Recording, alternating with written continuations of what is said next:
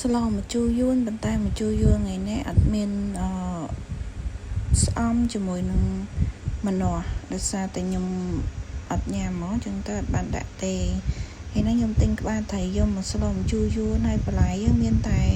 3មុខទេថ្ងៃនេះមានពេញប៉ោះស្បែកបដោះជាមួយនឹង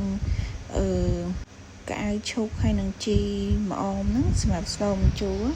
ហើយបន្ទាប់ពីនឹងមកគឺខ្ញុំយកក្បាលត្រីហ្នឹងទៅបំពងសិននៅសាមជូរយួនតើតែបំពងត្រីมันឆ្ងាញ់ហើយយើងដាំទឹកវាពុះទៅដាក់ខ្ទឹមដាក់ប្រហុក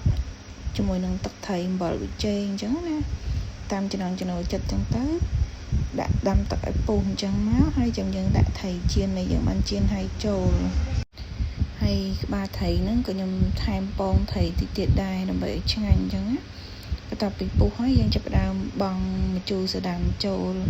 ខ្ញុំប្រើម្ជូរសូដាំហ្នឹងម្ជូរយួនហ្នឹងហើយបង់កៅអៅឈូកចូលមុនព្រោះអាហ្នឹងវាជាបន្លែរឹងស្វិតមុនអញ្ចឹងណាតពីបង់ហើយបើខ្ញុំដាក់ពេញប៉ោះជាមួយនឹងស្បែកបដោះចូលគឺរួចរាល់ហើយមករបស់យើងហើយទៅម្ជូរយួននេះអត់សូវមានពណ៌តំណងទេដោយសារអត់បានដាក់ស្អំអញ្ចឹងណា